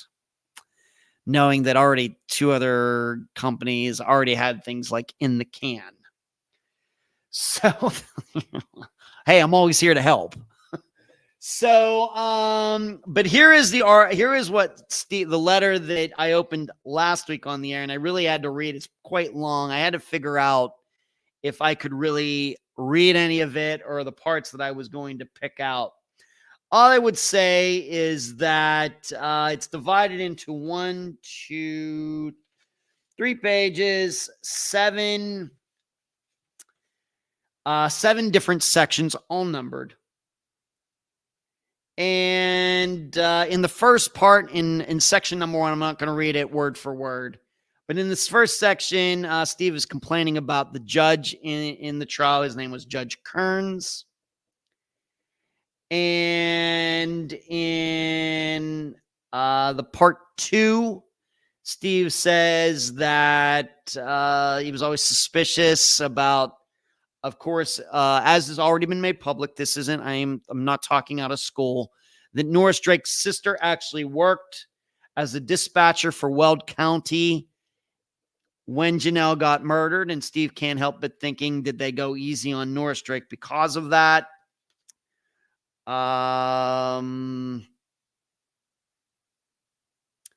Steve is also in section number 3 alleging some, things, some of this stuff might have been racially motivated, including, of course, how Steve likes to talk about his homosexual history from the 1970s. That was in part number 3. In number 4, he continues to, he says, as he has said before, that he did not rape the woman back in the 1970s, and that he did not have a porn problem, as was stated in the second trial. He says that, so I was accused of something, but I didn't do it, and I never went to jail. There was never trial or anything else, which is all true. So he's bringing that up, that I guess, once again, I've not seen the transcripts, all the entire transcripts of either trial, but I guess that came up in one of them, and you wonder, should that have been included or not? Are prior bad acts or things like that allowed to be included? I guess that, I guess it's a question for the judge to make. One thing that he did say that was wrong was that there was a prisoner who testified against him, and Steve said that this guy was released from his remaining 20 years because of testifying against Steve. This is not true. Actually, this prisoner is still in there and will be until at least 2026, because I checked that. So Steve got that wrong. In section number 6, he had a lot to say about Detective Prill, who I actually met after I had met him, after I'd already testified in the first trial, just by coincidence. He and I were at the same pizza place in downtown Greeley. I think he was walking out, I was walking in. Sounds like a Prince song. And we just said hi to each other and talked for 30 seconds. That's about the only conversation I ever had with him. Talking about how, creating false felony assault. So Steve's complaining about that. And Steve is saying that Detective Prill is a liar. And then in number 7,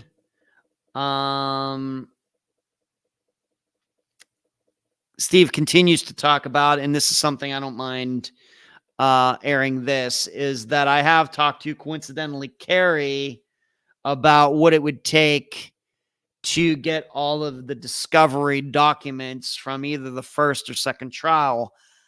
I'm guessing I can't get those for free. So Carrie kind of knows her in and out of court records and everything. So I've assigned Carrie in looking to that and seeing if it would be worth our while to get all of it.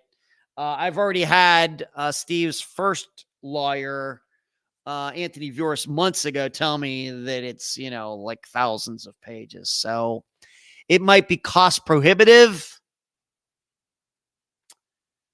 but at least I'll think about it, because he keeps bringing this up, because he says that there are a lot of things buried in the volumes of the discovery transcripts. Whether that makes any sense or not, I don't know, because I haven't seen the discovery. He may be totally lying about that. Who knows? So that is what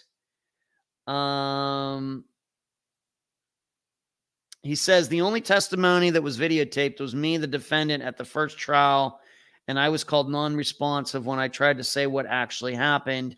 My testimony was limited to the Rourke's gotcha questions and my defense attorney questions. So, and I already wrote him back. And you know me, I've been just as straight with him. I don't hold anything back with him. I mean, he's the one in jail. He had a defense. In fact, he had a defense twice. And he's saying about all these lies and everything. Well, you had an attorney. And I realize you had the public defender's office in the second one. And I can even admit, did not get a great feeling from them when I was out there for the second trial. But Anthony Vuris, the lawyer in the first trial, well respected. So, it just, Steve to me just sounds like, just any other person who's behind bars. Now, I'm willing to admit they're in a country of 330 million people, and we have a lot of people behind bars. I'm certainly willing to admit that there are some people behind bars who probably didn't do what they were convicted of. And when it comes to Steve, that he might have done it, but I certainly don't believe that the prosecution proved that. I think it left a wide open space. There were a lot of different people could have murdered Janelle. But this kind of stuff about, he acts like he didn't have a defense. If he didn't like his defense, he should have gotten a different defense. He should have asked his attorney, what the heck are you doing? So, and I told him that. So that was like I said, I got this before the last live show, but because it was so long, I needed to read it first. And so those are the sections. Like I said, I did not read it word for word, except like for the very end. But, when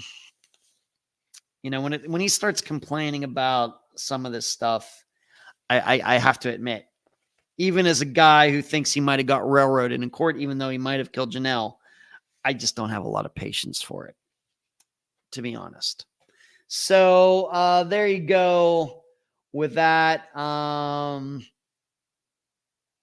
Kathy says Unfound on the ground Wednesday night. Yeah, that'll be for Patreon people. I'll be reminding them. Kathy, thank you for reminding me. I'll be letting all the Patreon supporters and everybody know starting tomorrow. Kathy, thank you.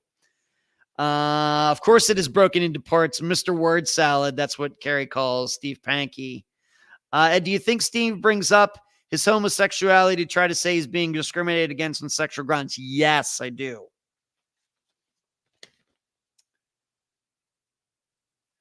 He says the charges are motivated by state and federal hate crimes. My long homosexual history, including being beaten and requiring surgery by a cop wannabe in 1974. Yes, that's what he wrote. Kathy says Steve is deploying diversion tactics. Certainly possible. Carrie, I would actually like to see all involved transcripts myself. We'll try to look into it tomorrow, Wednesday. Thank you, Carrie. He had the option to file ineffectual counsel, but chose not to do so. That screams volumes to me. Poor me, but I'm not doing anything about it. Yeah. He sounds like Nathan Eitman.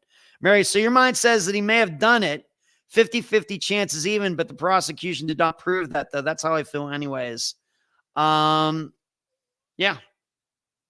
I don't know. Once again, if people think he killed her, fine by me. But, the standard in court is, there is a standard. And when you can't put somebody on that street at that time, you can't prove that Steve Pankey knew the family, knew Janelle, knew she was home alone, and on and on and on and on and on. No DNA, no fingerprints, nothing. At least that was presented in court. That's all that matters. Only matter. I don't want to hear about stuff they collected and they might have got it underhandedly or something else. Only what was presented in court. That's the only thing that matters. They left the window open to a lot of people who could have done it. Not just Norris Drake, but a lot of people. So there's that. And this is exactly why, like I said, I can't say much, but this is exactly the reason, like the last 20 minutes of my appearance out in Colorado when they taped that TV show. That's the reason, like the last 20 minutes of my being questioned by the director, we're a little confrontational. Moving on.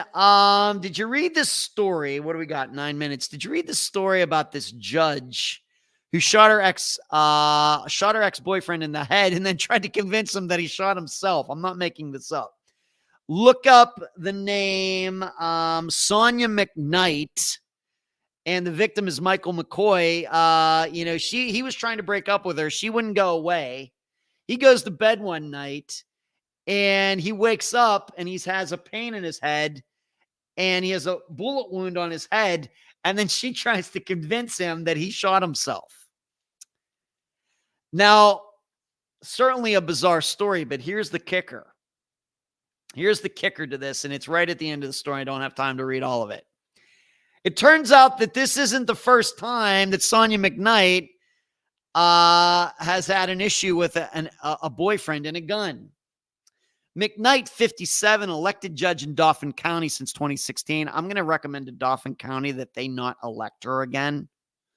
Was suspended without pay in mid-November by the Court of Judicial Discipline after she allegedly violated judicial probation from a previous misconduct case stemming from her alleged interference with a 2020 arrest of her son following a traffic stop. Now, here's the kicker. McKnight was also previously charged with shooting her estranged husband in 2019 after she allegedly invited him over to her home to help her move furniture. She was not charged in the case after it was ruled to be self-defense. Now, I got to admit, they better go back and take another look at that. So in 2019, she shoots, I guess she didn't kill him. She shoots her estranged husband after inviting him over. And now more recently, she shoots her ex-boyfriend while he's sleeping in bed.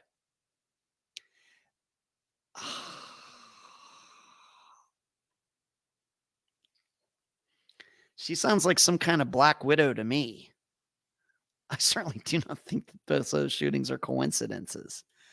That is crazy. And thing is, she was still a judge. I mean, I guess she got away with it, was not charged in the case after it was ruled to be self-defense, but still, I don't know, seems kind of shaky, but Sonia McKnight, Google her and read that entire story. It is bizarre. I had to include it. Hazel says, no offense to nuts, but Stevie comes across as nuttier than a fruitcake. Look at that. Hazel pulling out an oldie but goodie, saying nuttier than a fruitcake. Look at you, Hazel. Yeah, she's a little cray-cray for sure, Hazel says about Sonia McKnight. So look that up. And then Rachel Morin, they have a sketch out regarding the guy that killed her. Also, this crime, assault that he did in LA. Remember the situation? She was killed in Maryland, but it turned out the DNA from her murder when her body was found matches up with an assault that happened in LA. Remember that? Covered that some months ago. Well, they now have a sketch out, and they're looking for this guy. And I'm going to say, I think what I said back when this originally all came out, we got to believe that this guy is also, probably the attacker in some other crimes that we don't even know about, at least nationally yet. My guess is that he's probably done some of this elsewhere. The tough thing to understand is that the killing of Rachel Morin, Morin, is much different than what he did in LA. So it's a different modus operandi, which I find interesting. So, it's also hard for me to tell whether this was Rachel stalked or was this crime of opportunity? And was he just hanging out on that path waiting? I don't know. Or did he somehow lure Rachel to that location? I think that's also something that needs to be looked at. It's another idea that needs to be entertained. Shree says, got to go. Someone calling in 6 for work tomorrow. I need to get their assignments. All right, Shree, that's fine. We're almost done here anyway. Thank you, Shree, for moderating tonight. Rachel Morin's case was very mysterious. Yeah, it is. And finally, I can't read this. Wait, once again, we only have a couple more minutes to go. Did you hear about this radio tower that was somehow stolen? A 200-foot AM radio tower has been missing for at least a week, leaving an Alabama radio station in a financial crisis and on a desperate hunt. As first reported by Memphis Action News, Jasper, Alabama radio station WJLX 1015 FM and 1240 AM sent a bush hog crew to maintain the area around the tower on February 2nd. The tower is behind a poultry plant in a forested area. Once there, a crew member called Nay station manager Brent Elmore, informing him that the 200-foot structure that has been there since the 1950s is not there anymore. The towers are gone. There are wires everywhere, and it's gone. The total value of the equipment reported stolen is nearly $200,000. Now the radio station says it will get a new tower as well as a new transmitter. Even if the tower were somehow recovered, the station would still be in a jam. This has affected the operation of our AM station, which needs a complete rebuild on our FM, which is currently off the air. See, this is something that, and you should know, stealing a radio station tower is a federal crime. Remember that. For whoever did this isn't a local crime. This is a federal crime. Good luck to you. Good luck to you. This is like messing around with like railroad intersections or railroad tracks or something. Now what's confusing to me is it's a radio station. Their tower is missing, but did nobody notice that the station was not on the air anymore? It might have been going out over the internet, but people, using like the regular radios in their cars, did they not notice they were not getting the signal? Did they not test this at the radio station? This is what confuses me. It took a week for someone to notice that the radio station tower is missing. Now it seems, AM, FM are different. So it seems to me that the FM side of it was still working. I also think as a thief, would you not suspect that somebody would notice very quickly if you're going to steal that tower? And I have to believe that the way you would take something down is you like chop it down, right? You take out the legs, it falls over, and then you dismantle it. I mean, that would take some time. So I'll be interested to find out who did this and how they did this and why they did this. I'm guessing that these people will eventually be caught, just like that Jackie Robinson statue that was stolen, and they eventually tracked that guy down, did it for the copper part of it. My guess is they'll eventually find out who took this tower, but that is one heck of a caper. But you should know, I was looking somewhere. That's not the first time a radio station tower has ever been stolen. It's not the first time. You think it's like so rare. It's not the first time. What What do they say? Yep. Hazel, 200 foul. How does someone steal a radio station unnoticed? I don't know, Carrie. That's crazy. Yeah, as they say around the world, only in America. Thank you, Hazel. We do what we can to keep things interesting here. Yeah. Yeah, the person has ways and means to get and transport. Yes, it could have went on for more time if someone didn't see it was actually gone. Yeah. Yeah. I mean, they're running a radio station, their antenna doesn't work, and they don't even realize it. I have no idea. I don't know. All right, let's move on to this Friday's episode. Probably, I would say this is one of the more famous people that we have featured on Unfound. It's the disappearance of Elena Carisi, Carrisi. She went missing somewhere around early 1994 from New Orleans. She was originally from Italy, and her parents are very famous singers. And Elena is the granddaughter of the famous American actor Tyrone Powers. So Tyrone Powers' daughter is Elena's mother. Elena went missing while she came to the United States to go to New Orleans, and she was seemingly researching a book, doing research to write a book about homeless people. She ended up in New Orleans. She got to know this guy who named Alexander, who doesn't seem to be a good guy at all, but I'm not sure it had anything to do with her disappearance or not. But she went missing sometime early 1994, very early days, December 31st, 93, January 1st, January 2nd. But there's also a story of a security guard who saw a woman jump into the Mississippi River there on January 6th. And that is why this episode is going to be called Woman in the Water. You're really going to have to try to figure out, of course, she went missing, and she still is missing. But is Elena the one who actually jumped into the Mississippi River? Or was it somebody else? Or maybe this story none of this happened at all. Her friend Mina, who has a spectacular Italian accent, is the guest. And don't worry, she's perfectly understandable. Don't worry about that. So Elena Carisi, Carrisi. She went missing from New Orleans in early 1994, and her friend Mina is the guest.